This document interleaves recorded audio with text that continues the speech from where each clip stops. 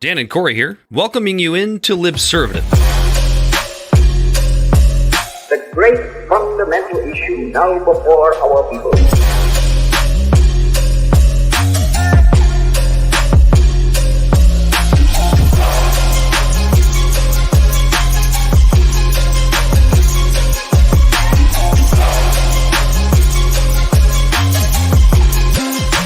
We, the people, cannot turn back.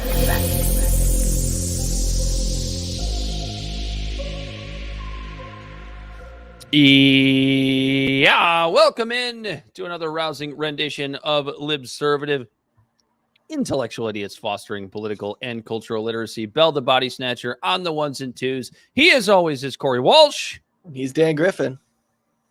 And I guess we're kind of back to a normal schedule this week. It is a Wednesday. We're an hour late. We're an hour late. It's okay. It's just we've learned that the live Dan, audience. Not that you don't. Not go ahead. Dan sprung ahead twice. Right? What? No. What? I was thinking of daylight savings. I was trying to make a daylight savings time joke. Never mind. Never mind. It's okay. We Forget it. We don't need. I was trying to bet. It's workshopping. Things we have coming up on tonight's show, Corey. The Supreme Court. It seems like this happens every single time, right? Because on Saturday we gave the Supreme Court all the credit that they deserved for their 9-0 decision to actually uphold democracy and allow Donald Trump to be on the Colorado ballot. Whether you feel good about Donald Trump or you dislike Donald Trump, the fact of the matter is it should be up to the people to decide whether or not he is the, I guess what would be the 47th president of the United States. And it doesn't matter whether you love him or hate him, the man should be on the ballot. So we gave the Supreme Court all of this praise for this, and we come back this week and they shit the bed, particularly on one side or the other there. We also have Bloodbath Gate, Corey. The mainstream media is absolutely losing their minds and lying to you again about something that has come out of Donald Trump's mouth. I don't mean for this to be Donald Trump defense night, but it just kind of worked out that way here on a Wednesday, March 20th, 2024. Completely taking what this man said out of context. And we have Don Lemon versus Elon Musk. Corey, I think you're muted somewhere. I don't know if you're trying to speak. Is it your mic? You okay? Everything good? Nope, we don't have you. We don't have you, Corey. Corey having technical difficulties. All right. I don't know what's going on over there. We lost Corey's mic. Those are the things we have coming out in front of us. I guess while we wait for Corey to solve his technical difficulties. I'm here. He's back. There he is. I'm back. I was going to talk about things learned this week. And then it changed to a different default, which was like no mic. So we've been sitting here for 2 hours prepping for this episode, and of course this happens as we go live. That's fantastic. Fuck it, we're doing it live. Anyway, did we learn anything this week, Corey? Would you like me to go first, or mine's a little bit funny? So if you have a serious one, we'll let you go first, and or if Bell has a serious one, before anything. Oh yeah, you got Libservative podcast. Libservative Housekeeping, podcast is found on all social media and podcast platforms. Our website is libservativeshow.com. We can be found at Libservative on Facebook, YouTube, and Twitch, Instagram and Twitter at LibservativePod. Our TikTok videos can be found at Libservative Podcast, and you can reach out directly at libservativepod@gmail.com. Subscribe today. Don't get bogged down by all the haters out there. Right. What'd you learn this week, Corey? Oh, I'm going first. I mean, only if yours is something that's a little rough around the edges. Because mine's, I think, it's kind of some nerdy stuff. Okay, we'll go for it. Let's hear it. I'm so hydrogen. To know what you learned. Hydrogen peroxide naturally occurs in humid air. Did you know that, Dan? Go fuck yourself. I told you it was like fucking nerdy. It's so hydrogen peroxide can form naturally in humid air through a fascinating process involving water microdroplets. So basically, like, I realize that as I'm going to start reading all this, I'm like, it's just a bunch of science shit, and you probably really don't care that much. But what's interesting about it is We ain't found shit. is I guess the advice to everyone listening is get a humidifier in the wintertime, because you're literally disinfecting the surface that it hits. That's all. Water, like nature shit, you know what I mean? Like, it's just like the humid atmosphere is just disinfecting stuff. It's kind of cool, right? That's one of the most boring. And we were all told to stay inside during COVID, during the summer, when it was humid outside. And it was literally just disinfecting all the playscapes. And we caution taped them off. It's so funny because I've been reading the Tom Woods book, and now I'm the name of it is slipping my mind. Let me see if I can find it here real quick. Diary of a Psychosis by Tom Woods, and it's basically just a bunch of excerpts from folks and from Tom himself about how people were fucked over by lockdowns, and about how the logic behind saving lives was completely bass-ackwards. Great read. I recommend anybody checking it out, especially if you're of the libertarian persuasion. You will thoroughly enjoy this book. But a lot of it was about, the silliness of locking people down, and you just added to that fantastically. Yeah, no, Bell. it's pretty wild. Yeah, what Bell learned? Bell, get on in here, bucko. What'd you learn this week? Nothing. Today is little more lighthearted than your guys'. We ain't found shit. I still got to do Learned mine. how to make my own booze. If you're just listening, Bell just held up a jug that appears to be some smegma-filled urine in a jug, but it is probably going If you're to the ATF listening, then yes, that's exactly what it is. I'm not selling it. He's not selling it. He's allowed to make his own booze. Yeah. Yeah. Fine. Yeah, Why are it's you okay. doing the cut thing on your neck, Bell? The what? The cut thing, like when you go, oh, like cut it out. Oh man, it just spilled. Bummer. It's all gone now. Oh, Whole gallon of the shit. Don't get bogged down by all the haters out there. No, but stay tuned and you'll What see it clear up. so Drink some of what we're it. gonna have to do then is you're gonna when it's ready, you're gonna have to distribute a little bit of it to Corey and myself, and we're gonna have to try yeah. it for the first You have to time gift on the it. show. Oh He's yeah, gifting it. it will be gifted. I We're got not bottles and paying everything Bell ready any to money go. for his booze. No, it'll be gifted. I have bottles ready and everything. Winks. be Bell, good. stop winking. I tasted it today. Actually, it's very delicious. Not ready, obviously, but it's gonna be Not some ready good yet. shit. It's like a baby to me right now. Bell's got a This is thing for bullshit. me. I have for bourbon. It's okay. I like mead. I don't have room to make bourbon, or I would. You don't have a still. No, I don't. Not yet. Put a still in the backyard. Copper You know still. you could- Again, If you he really won't be wanted to selling make- it. If you really wanted to go crazy, Bell, you have to, when you get that mead mitt done, you can iced distill it. Ice distill it. Yeah. Because So what that will do is you put it in the freezer, and the water separates from the alcohol and freezes over, and then you just use a spoon and pull that out, right. and you're just creating a very concentrated, like a liqueur. It'll So double that's or what I'm triple your asking. ABV. Are you gonna? Would you end up creating like a honey brandy? Because Kind that's of, what I guess. you could take box wine. You could take box wine and run it through a still, and it creates brandy. Boy, I hope Right. he's qualified. So I wonder. I know I'm gonna start making a lot more of it though, because Because back when I worked in the cidery, that's what I would do. I would, you get all the underfills and all those cans and stuff, and I would take those and I'd put them in a pitcher, pour it in there, and put it in the freezer, freeze it, and it would take what was like 5%, cans of this like hard cider, and turn it into like a 20 or 30% like sweet ass drink. Apple. I don't know what liqueur. Yeah. Yeah, because I brought it back in to ABV test it because we had all those toys there at the cidery brewery. So I got a hydrometer. This is gonna end up being around probably an 8 or a 9%. So nothing Ice too distill crazy, it. but You'll get it up to maybe like 30 or 40. Mm. I'm gonna. I Like I've based done on that, like research. if I took 5% and turn it into like 20%.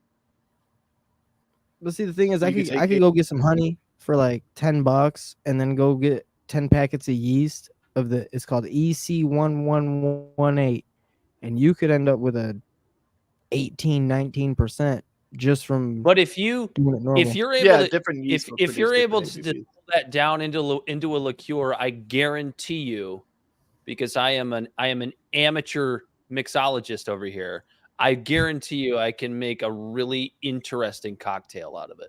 I can make you some. I can make you some stuff. I can get a hold of a pickling crack. We could do some fruits. We could do some wines. Mm. I can't wait till I'm done with school and get all this free time to do all these different little hobbies, other than discing. It doesn't. The thing is, it's the patient man's hobby or the forgetful man's hobby, because it's like you put it in a bucket and then you gotta wait, and then you're like, oh shit, I got a bucket full of this shit in the basement, and then you take 15 minutes and you siphon it into a clear bottle like I got here. Then you I wait another forget couple of months, and though. you're Like I got then you guns I walk need by to it one clean day, that you're I've like, been meaning to clean for months because I just forget. I hope the "Right." ATF's not listening.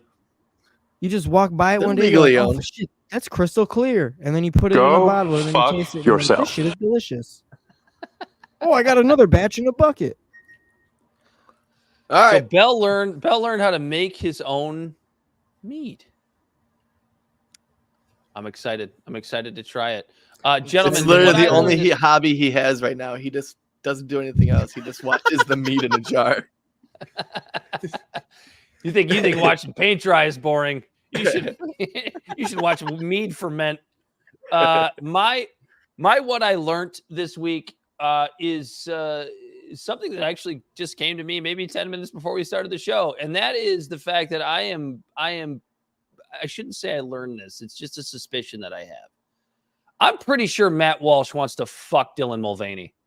I am 99% sure that this TradCon phony actually is a closeted homosexual that has a thing for trans girls. Because he is so unbelievably obsessed with Dylan Mulvaney ever since the Bud Light thing. Actually, before the Bud Light thing, right? It was when Dylan Mulvaney started doing her her 60 days of womanhood or whatever.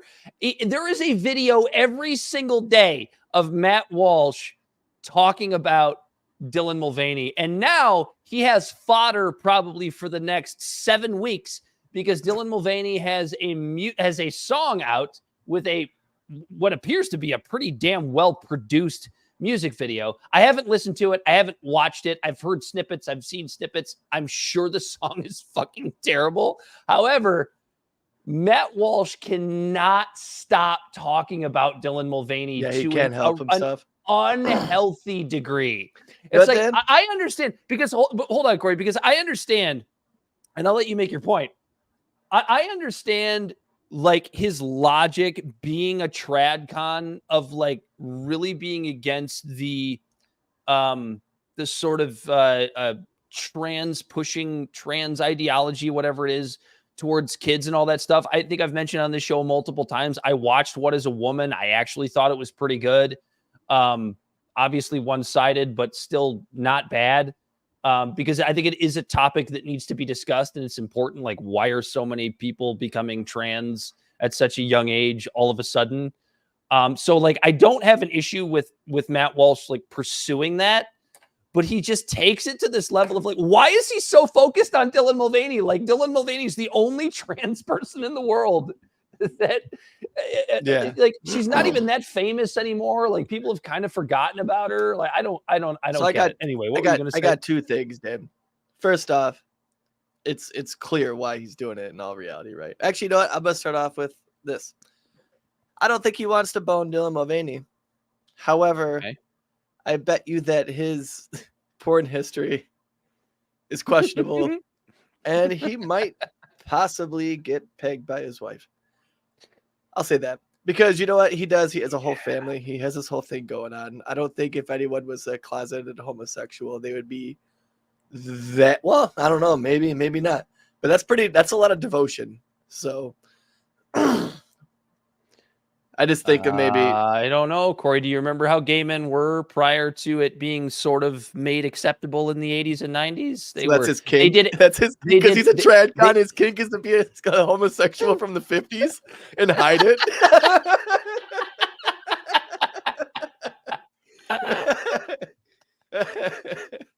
He's just such a turd. I think he's done one good thing in his entire career, and that is What Is a Woman. I have no problem admitting that I thought that film was well done. But other than that, because you watched it too, right? You watched What Is a Woman, didn't you? My second point was actually no, it's low hanging fruit. It's easy for him. He's running out of things to say. And it's interesting, right? Because it seems like the culture war shit is kind of simmering a little bit, right? And now the trad cons who. No, you're right. It's such an interesting point because they're grasping at it. They're like trying to keep it going, but it's like rage is intense, right? And it does erupt, and it's extreme, but it takes so much energy that it fizzles out quick. Yeah, and now the trad and it's cons kind of just fizzling. The trad cons kind of had their moment, right? They had their little moment where they had a point.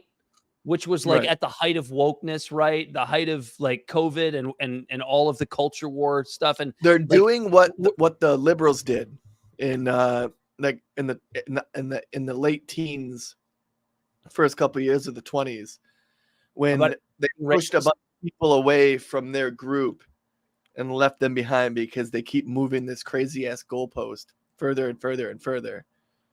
And now people like Ben Shapiro and stuff are doing that on the right. Yeah, that's fair. Be good. You know what? It might. It's a good thing. It's kind of pushing more people in the middle because the left is still doing it, obviously. Well, Dan had talked about Kid Rock the other week, and how he was just kind of like, "I'm not mad about it anymore. It's just, it kind of is what it is now." Yeah, that's happening on an exponential scale in the macro of the society. Like that's. Like, have you guys noticed that? Like, do you guys feel like the temper on all social media is just a little bit just not as intense? Bro, how do you keep people mad at the same shit for years? Right. And when I see people doing it now, like in the group, your political ideology is loudly not understanding things on Facebook. I agree with about half the shit. I engage quite a bit, and I usually agree with most of them. But sometimes I see people say some shit on there, and it's just like, dude. That's so 2016. What are you doing? Yeah, it's for perfect example, the black rapper in the context for this little story I'm telling you is important. I'm not just saying that they're black. The black rapper Dax and Darius Rucker, who's also black, they've done a couple songs together, and there was a song about how like men are left behind and things like that, right? And then they're holding up a flag that says "Nobody cares, work harder," like in an RV. It looks like they're on tour or something. And the comments are people just scoffing at this. And then I see a white person comments, "The rights tokens." And it's like, why immediately are you going to race? Like, what the fuck? Like, who are you? Like, if there was, like a black person can say that. A black person absolutely has the right to say that. But a white person commenting on another person's skin and telling them that all of a sudden they're a token to the other side because they don't agree with your views, that's racist as fuck. And I almost called him out, but I decided not to. But I'm doing it now, I guess, on my show. His name is John Smith. No, I'm just kidding. That's not his name. That's not his name. I'm just as if there aren't 100,000 John Smiths in the fucking United States. His fucking name. But you know what? But you know what? I'm not fucking what's her name? Dylan the one who outed. Yeah, no. The chick that outed Corey had me thinking he was gonna dox somebody. Yeah, no. Taylor Lorenz. Yeah, I'm not Taylor Lorenz. I'm not Taylor Lorenz. If I see a black pilot, I'm gonna be like, boy, I hope he's qualified. But yeah, he's that's probably something he would say.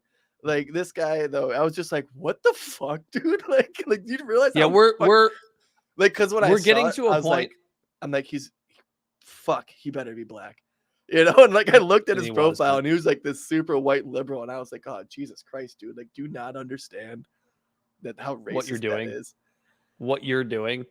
Like Yeah, I should. the white guy who probably sits in his house and bitches about racism and has never actually seen it and doesn't actually hang out with black people, has never been to any sort of black neighborhood in an inner city ever in their entire life, Right. says something like that. Yeah, there's It's a lot of that. It blew my mind, dude. And I know a lot of black people who agree with what Darius Rucker and Dax were saying, and it just shows you just like the disconnected people who are trying so hard to white knight themselves to get these. Well, that's it, dude. It's the white knighting thing. They're trying to get some brownie points. It's this disingenuous, I mean, use of a minority community. And like you don't think that black folks see what you're doing. Like you don't think that they see that you are using them to score your social points or whatever. Like it's nonsense. And if you're trying to like make society more quote unquote liberal, and you're what you're doing is essentially pushing minorities to the right. Right. And then you sit there and go, and then you sit there and go, when there's polling data that shows that like more minorities, you know, black, Hispanic, or otherwise, are more supportive of somebody like Donald Trump. And then you turn around and say, well, the only explanation for that is that they're black white supremacists. Oh, they're Uncle Tom. It's so I was gonna say like stupid. People like him might not realize it, Dan, but the fucking minority communities do. Mm-hmm. As evidenced by the polls, man. As evidenced by the fucking polls. And they're all scratching their heads like, I don't understand why the minorities are, which is also interesting because like I said before, like I don't understand why Republicans haven't got their nose up that ass yet, because like if that is the case, if polls are showing that if you embrace them a little bit, you could be with the Republicans of like the late 1880s, and then all of a sudden you're the party of the minority group. Like there's a shift happening. Because we know this. Conservatives trip over their own dicks just as often as fucking liberals do, if not more often. They can't get out of their own goddamn way. Neither side can get out of their own way. Well, it's because the one side is getting inside. It's like 2 feet. Like they're literally two like fucking crow's feet. You know, like a gazelle, like they're the feet of a gazelle that was just born. They're just getting in each other's way because they're two wings of the same party, man. Anyway, shall we talk about some free speech stuff, Corey? Yeah, let's talk about some free speech stuff. Well, we still have a chance. Before we get pulled. He's going to pull us. Bright Eyes in the house. Corey, Murty versus Missouri, the big Supreme Court case. You have a little synopsis of it, right? You want me to read mine? You want me to read yours? Well, I'm actually really interested to see what the difference between what Bing told you and Bing told me. So let's read yours. Okay. Yeah, that's interesting. That's a good idea, Dan. I'm in the wrong notes. Here we are right here. Get your shit together. The case, originally filed as Missouri v. Biden, is currently pending before the Supreme Court of the United States and involves issues related to the First Amendment, the federal government, and social media platforms. The states of Missouri and Louisiana, led by Missouri's then Attorney General Eric Schmidt, sued the U.S. government, alleging that federal officials pressured social media companies to censor conservative viewpoints and criticism of the Biden administration, which they argued was a violation of the right to freedom of expression. The district court initially granted a preliminary injunction that prohibited federal agencies and members of the Biden administration from contacting social media services to request the blocking of material, except for illegal activity. However, the Fifth Circuit Court of Appeals found some coercion in the government's contact with social media companies, which they deemed a violation of the First Amendment.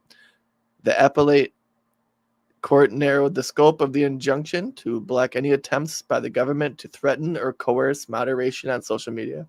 The United States Supreme Court stayed stayed the Fifth Circuit's order and later granted review of the case by writ of certiorari. The case is set to be heard during the 23-24 term. The core issues at stake are whether the respondents have Article 3 standing, whether the government's conduct transformed private social media companies' content moderation decisions into state action, and whether the preliminary injunction terms and breadth are proper. You want to know what's kind of interesting, Dan? Because we were just okay. You ready? Again, I'm ready. This is why we fucking need to just have tinfoil hats on standby. Born ready. Because right here, when was that? That when the stay was put, that they can't do anything anymore.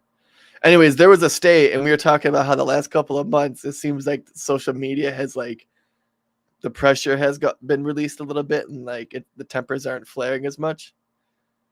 And does that coincide with the fact that the government isn't allowed to meddle in the social media anymore? Yeah, it's. I know it's that's tinfoil hat, right? Correlation is not causation, but there's some, I don't know. There's some speculation that the 9-0 ruling about getting Trump back on the Colorado ballot, I should say, it was all a setup for this. I think it's a little silly. I think that's a little bit of a stretch. However, what I will say is that this is actually a really big deal as it pertains to free speech and social media platforms. And the thing that's scary about it is what Ketanji Brown Jackson actually said. Let me bring that in for you here real quick. I got to stop my old screen. Let's bring in Justice Jackson after we gave them so much credit just last week. There we go. Your view has the First Amendment hamstringing the government in significant ways in the most important time periods. I mean, what would you have the government do? I've heard you say a couple times that the government can post its own speech, but in my hypothetical, kids, this is not safe, don't do it, is not going to get it done. And so I guess some might say that the government actually has a duty to take steps to protect the citizens of this country. Conservative Justice Samuel Alito, on the other hand, had this to say. I cannot imagine federal officials taking that approach to the print media, our representatives over there. If you did that to them, what do you think the reaction would be? And so I thought, the only reason why this is taking place is because the federal government has got Section 230 and antitrust in its pocket. Here to weigh in. So that's all we really need to play. So the idea that Justice Jackson, a member of the High Court, I'm not going to say that she doesn't understand the First Amendment, because I think that she does, but the way she portrayed herself in those comments, it's like she has a concern that the First Amendment is hamstringing the government. Like, isn't that what you heard? That's exactly what the fuck the First Amendment is for. That's what it was designed for. That's what the entire Bill of Rights was designed for, was to take away power from the federal government. And I know she kind of goes, and I will defend her a little bit in that she goes on to kind of say like that it's the federal government's duty to protect the American people within the range of what the First Amendment allows. But it was really clunky the way that she said it. And also she's wrong. That's not the duty of the federal government. The duty of the federal government is to protect our liberties. Now, does protecting our liberties... No, that's just it. Like, the First Amendment is supposed to hamstring the government. Correct. But to her point where she talks about the federal government having a duty to protect the American people, that's not true. That's not what a No. government is for. That's not what a government is meant for. No, A government to is be meant fair, to. Is it? Hold on. there A are government is meant to governments like protect that. our. Right, but not ours. But It's not the way ours. it was supposed to be. It's supposed to. It is supposed to protect our liberties. Now, sometimes, yes, protecting our liberties is protecting our personhood and protecting our property, but that's not all that it is. If we go to war, if somebody attacks us, if somebody attacks us as a sovereign nation, that's an attack on our liberties, and we have the absolute right to defend ourselves against it, and that is where the government comes in. However, the government is not here to protect us from social media companies that, quote unquote, allow certain content on their platform. And I know what you just heard from Justice Alito there. That was kind of the only pushback that you had from any of the other 8 justices during this hearing, which is fucking terrifying to me. Yeah. I think I actually think Justice Thomas had something to say as well. But the fact that like nobody spoke up against what she was saying is extremely concerning to me. Hopefully they do in right private. You know, the Supreme Court isn't Maybe. they don't You're right. they don't grandstand like the House does or the Senate does, where when someone says anything, someone immediately hops up and goes, "I need my time," and then they say shit, and then someone's banging a gavel and everyone's yelling over each other, and they're all just blustering and saying shit. I'm hoping that this just is almost like a thing of playing the devil's advocate, because I like Ketanji, but this is just so off base. This one, it's another fucking person that I let my guard down and opened my heart to, and they just fucking broke it. I've never had this bad luck in my romantic life, only once or twice. But when it comes to like creating like an emotional attachment to any sort of political figure again and again and again and again and again, they break my heart, Dan. They let me down and they break my heart. Because Ketanji, the First Amendment is supposed to protect freedom of religion and expression and speech from government interference. Yeah. She's right that this hamstrings the government, but that's by design. That shouldn't be her concern. You know what I mean? That shouldn't concern you. You should be like, yeah, that's exactly what it was designed for. And I'm going to bring up a quote from Justice Kagan from this hearing where Kagan goes, decades ago, it happened all the time, which is that somebody from the White House got in touch with somebody from the Washington Post and said, this will just harm national security. And the Washington Post said, okay, whatever you say. Was that coercion? That was a quote from Justice Kagan. And this isn't the same thing, because what we're talking about is what was revealed during the Twitter files, right? This is the government coercing a social media company to pull down specific content. When you're talking about the White House going to the Washington Post and saying, look, you probably shouldn't run this, it's a matter of national security, that is not the same thing as going to big tech, going to Facebook, going to Twitter, and saying, you can't, we would like you to We need pull you to down suppress the voices of millions of Americans. Yes, any because this is direct dangerous. content that has to do with something that we perceive as dangerous. Because what Kagan was talking about was like the Washington Post, when this would happen decades ago or whatever, they could still make the call on their own. They could say, okay, yeah, that I guess I get it. Do and we, then choose do we not burn to do it. bridges we have to our sources in the government, or do we come up with the next big story? Those are the type of situations that big press agencies face, rightfully so. Joe Blow making a TikTok video about his fucking opinion, whether it's from his basement or from, basement being like the basement dwelling liberal, or the fucking Republican guy with his sunglasses in his truck. Yeah. That isn't supposed to be suppressed. Well, and it's like Matt Taibbi said in his great Substack piece. The government also has a right to free speech, and that's absolutely true. They do. Right.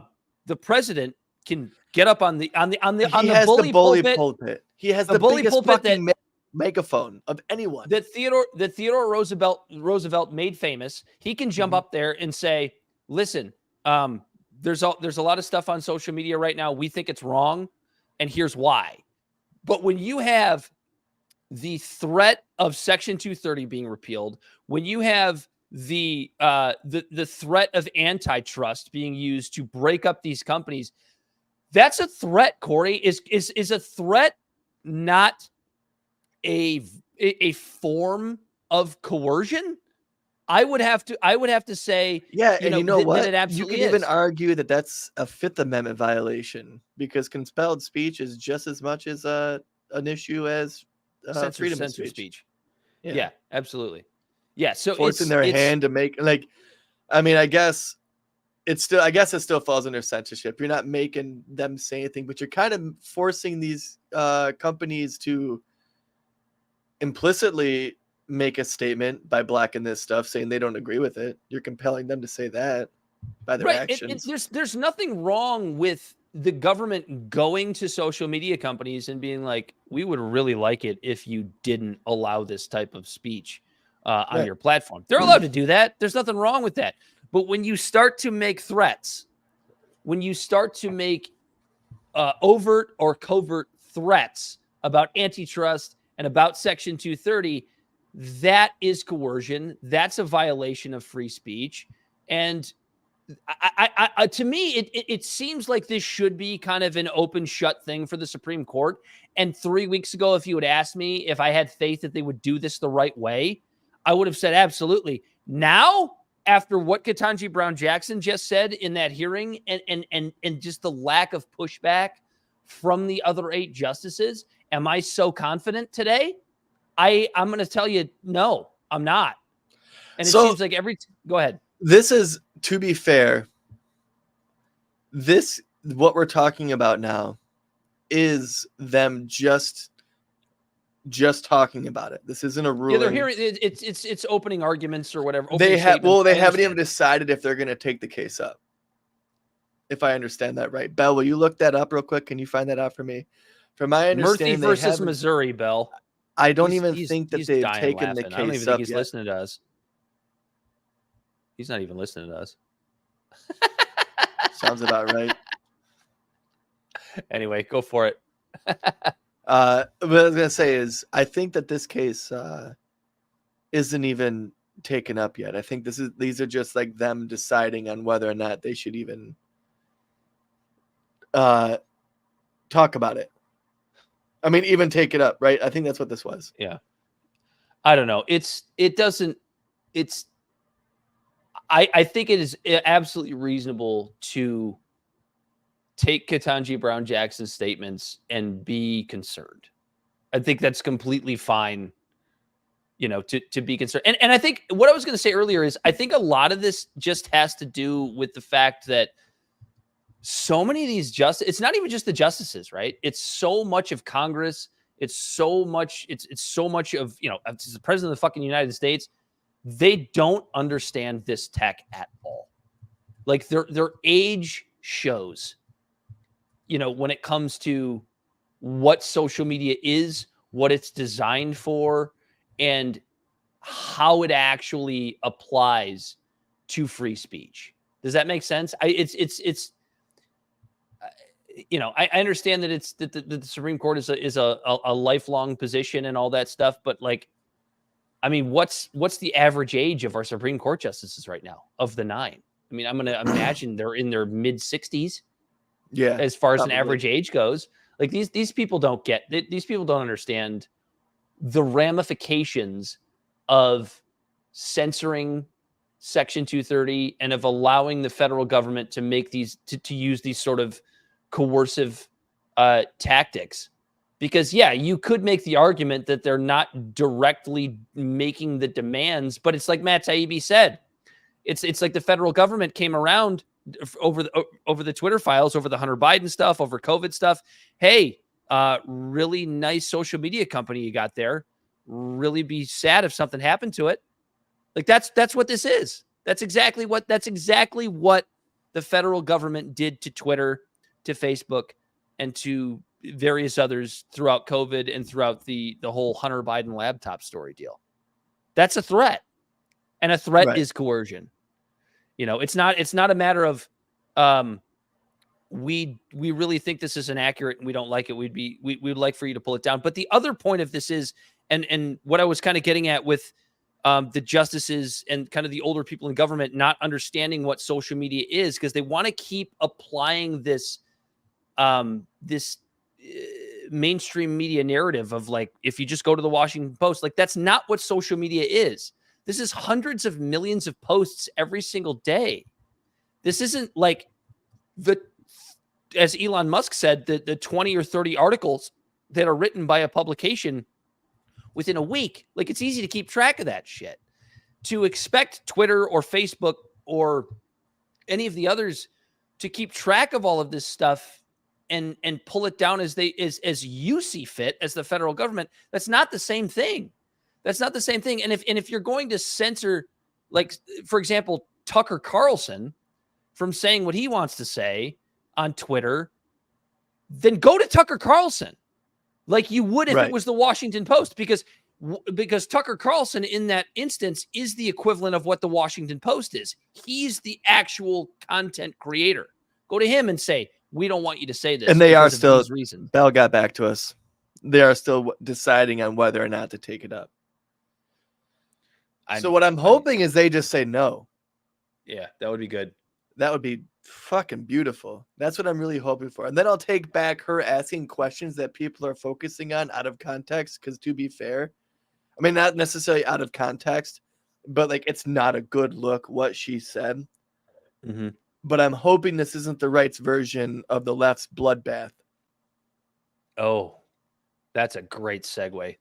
Corey, that might be the best segue of your podcasting career. I wish I had I wish I had an applause soundbite for you, but I actually don't. If I see a black pilot, I'm going to be like, boy, I guess we can get onto that. Because, dude, Dan, it was so out of my league that I didn't even realize that's what I was doing. That was a great so good. But so good. But yeah, like, so like, hopefully they just don't even take it up, wrapping that up. You know what I mean? Yeah, or they just make the right call. This is news to you, actually, Dan. A little bit, yeah. Yeah. Hey, I'm about to bring you in, Bell. Have you, before our pre-show, did you hear about Bloodbath Gate at all? I did not. Okay. I did not. So you guys don't watch, MSNBC or CNN or all the time, every day? I don't know how I missed this. I don't know how either. It's a fucking joke. Yeah, no, I don't. That's a good one, Dan. Let me just say that at 6:15 a.m. Anyway, that'll make sense in a couple of minutes. Tell the people what Bloodbath Gate is. This is just another. I'll sum it up this way before you give the actual summation. It's just basically the latest way for the establishment media to shit on Trump for reasons that don't actually matter, instead of actually shitting on him for reasons that they could and absolutely make sense. Yeah, let me start by saying this. Trump says shitty things all the time. Yes, he does. He said that immigrants were poisoning the blood of America. Yeah, that was rough. That's all you would need to just play on repeat over and over again in a country where the melting pot is embraced. And instead, they're fabricating. It should be embraced. What? Oh, him saying that? And like how fucked up it is? No, the melting pot. Now where the melting pot is embraced, yeah. It should be embraced. Yeah. No, not what he said. Ew. Sorry. Like, Sometimes I just say things that I forget what I already said. But no. But anyways, so he said, like I said, he says shitty things all the goddamn time. And what the liberal media is doing is because they love Trump so much that they're falling back to their 2016 tactics of constantly using Trump as their coverage 24/7 because it's good for viewings and it's good for ratings. and they're trying the same tactics they did in 2016. But I don't think they realize it's not going to fucking work, because like everyone's kind of more apt to the game. So you have so how do you want to kick this off? I can play the audio. I can play the audio of what Trump actually said. So let me set it up real quick. I guess. So Trump was doing a speech out in not that one.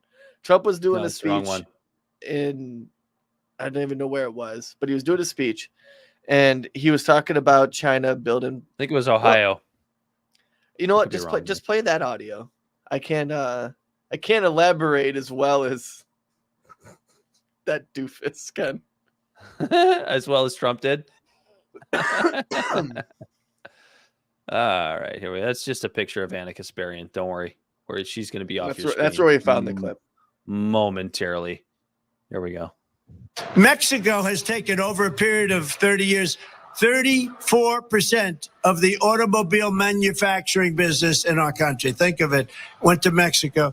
China now is building a couple of massive plants where they're going to build the cars in Mexico and they think that they're going to sell those cars into the United States with no tax at the border. Let me tell you something to China. If you're listening, President Xi, and you and I are friends, but he understands the way I deal. So it's going to qualify everything. Monster car manufacturing plants that you're building in Mexico right now, and you think you're going to get that, you're going to not hire Americans, and you're going to sell the cars to us. No, we're going to put a 100% tariff on every single car that comes across the line, and you're not going to be able to sell those cars. If I get elected, now, if I don't get elected, it's going to be a bloodbath for the whole, that's going to be the least of it. It's going to be a bloodbath. So present. Oh, Anna Kasparian, your apartment smells like cat piss. It's allegedly. I didn't mean to say that. That's allegedly. I just thought out loud there for a second. Anyway, was that your Rosie O'Donnell? Not Rosie O'Donnell. Who was it? It was who was the girl from the show with John Goodman?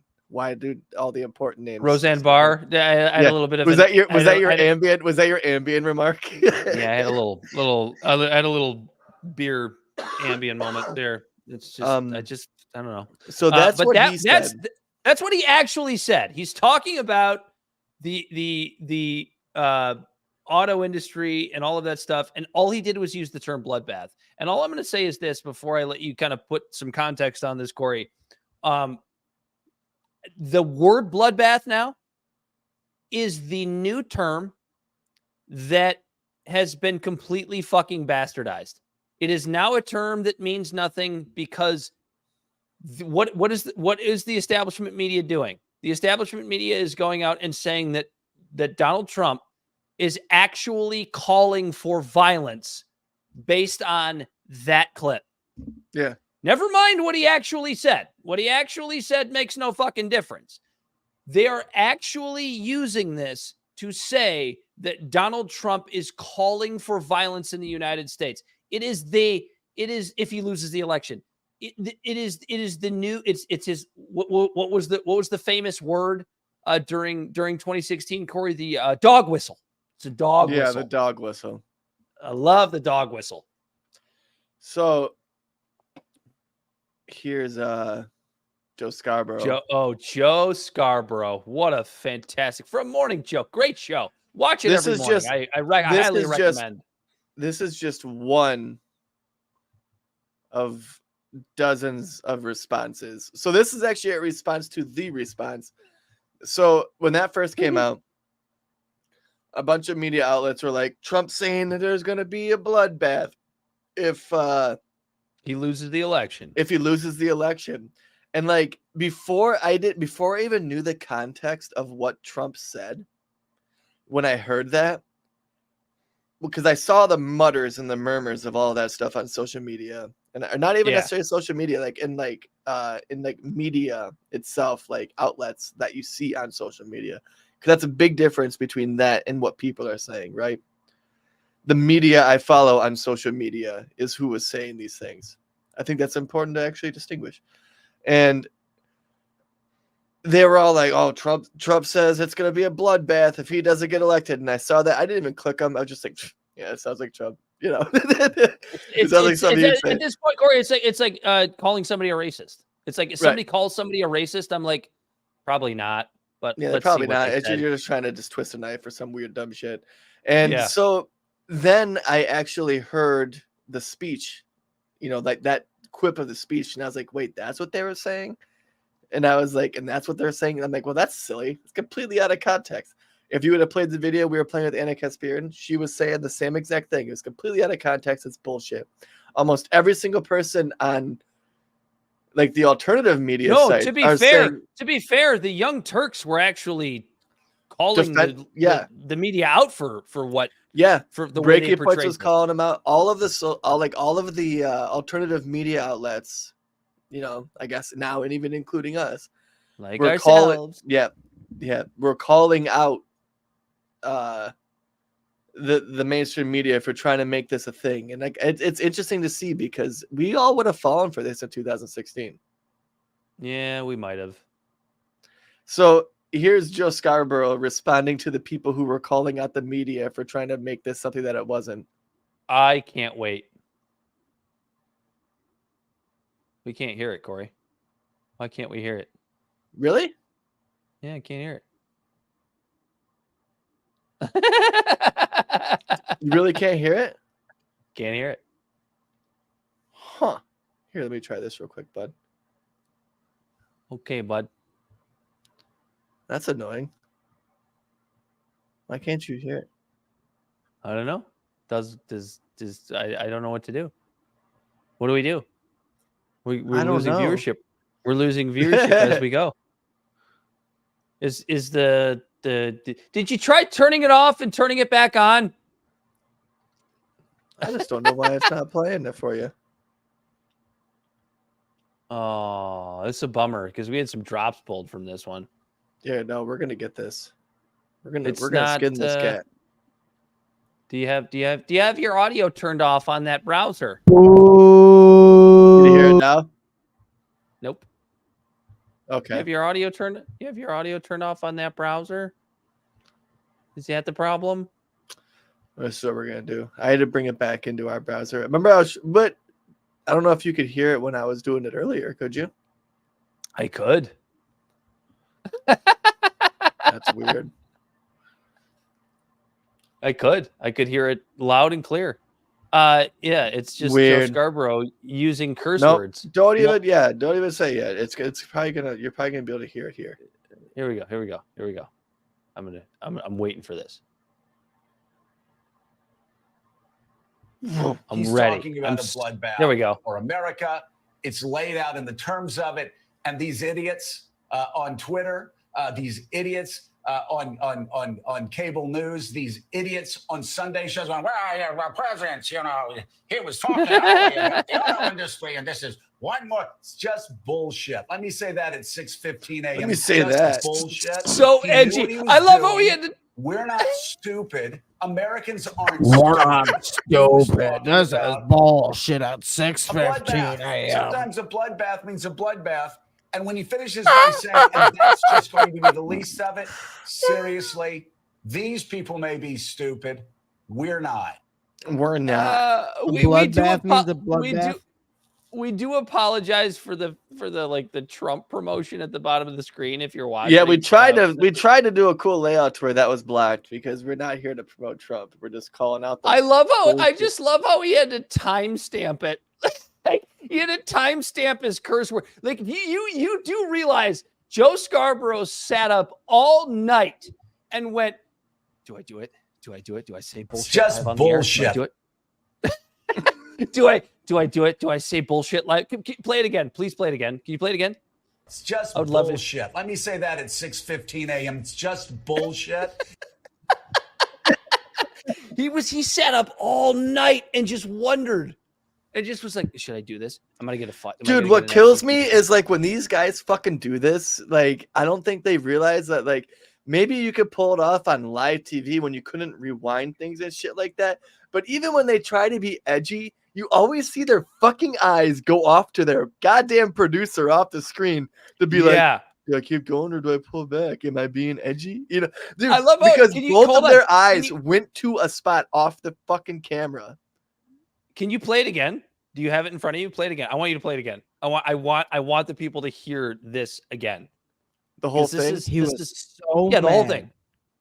The whole he's The not whole really thing. mad. That's the thing. It's all fucking fake. It's all phony. Here, let me just say it's all fucking fake here at 9:32 p.m. Like, this, get the fuck out of here, Joe Scarborough. My God. Put a timestamp on it. Boy, I hope he's qualified. You let me put a timestamp on it at 6:15 in the morning. It's just bullshit. Let me say that at 6:15 a.m. It's just bullshit.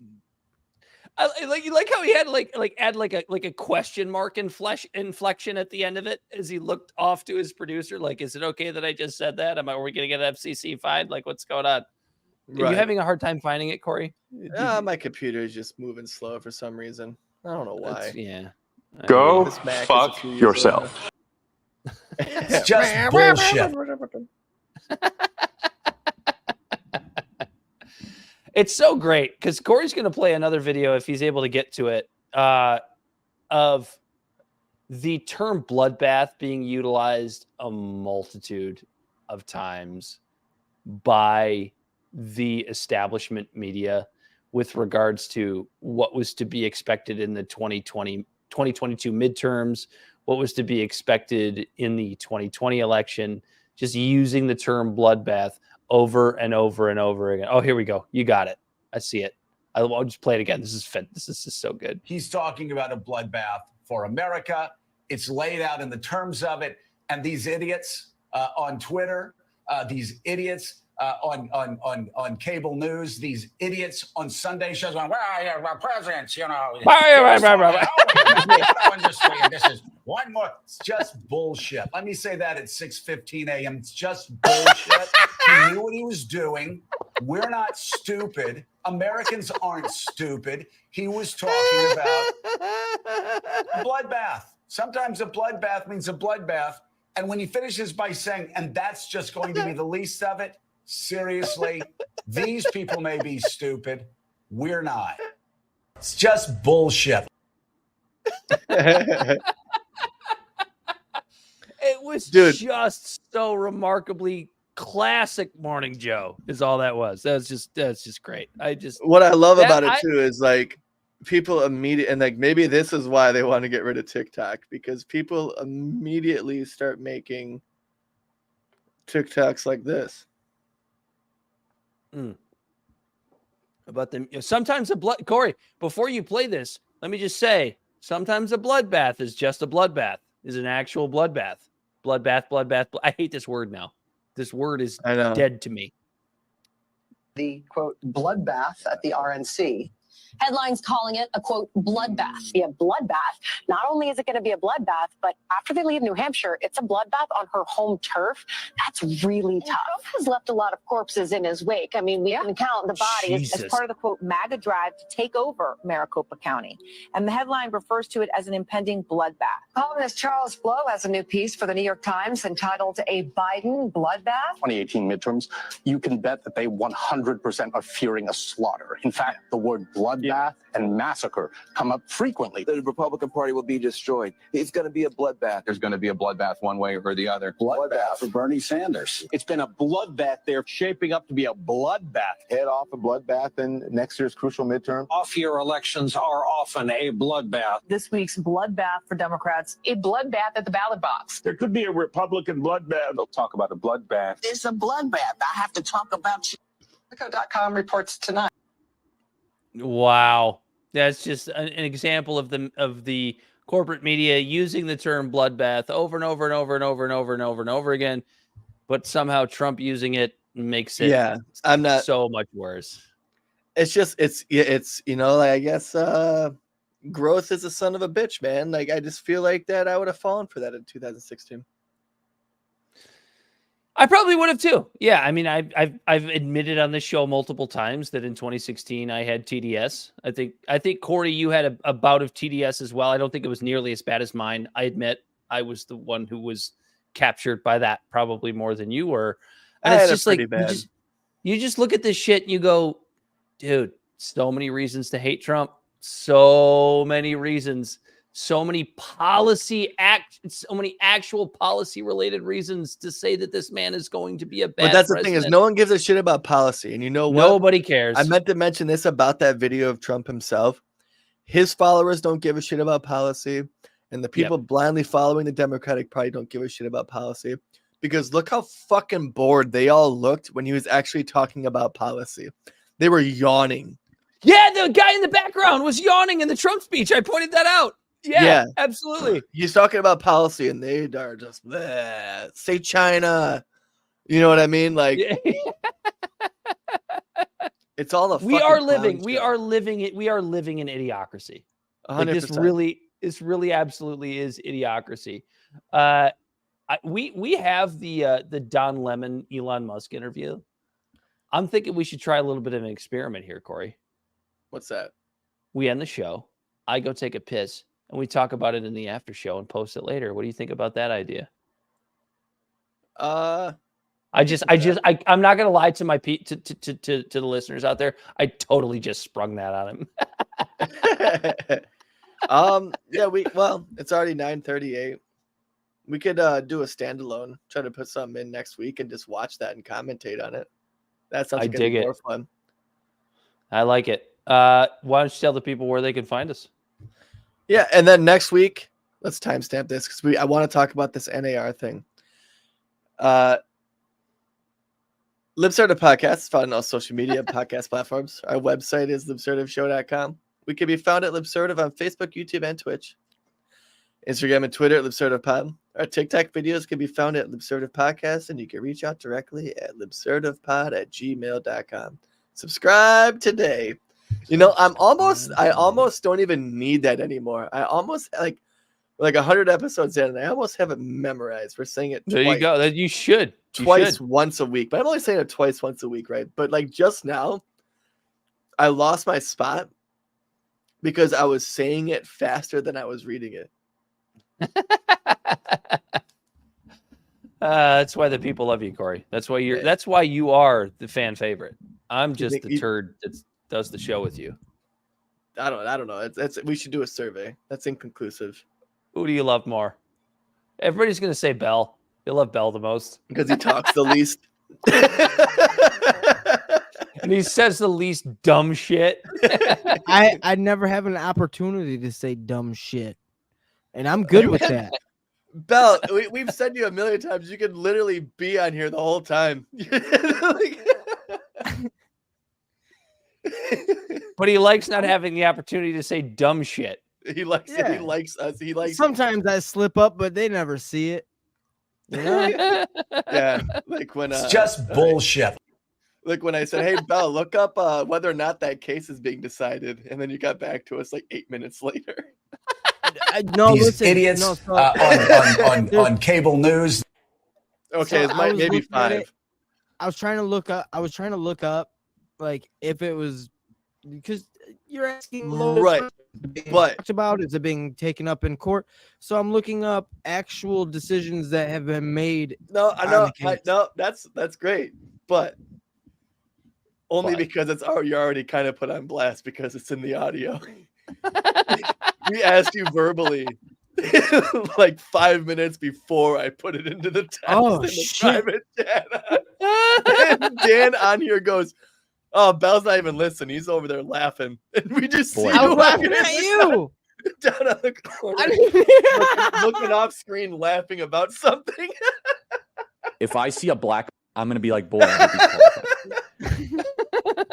If you don't believe me, no, I you believe go you. back and watch. It's on tape.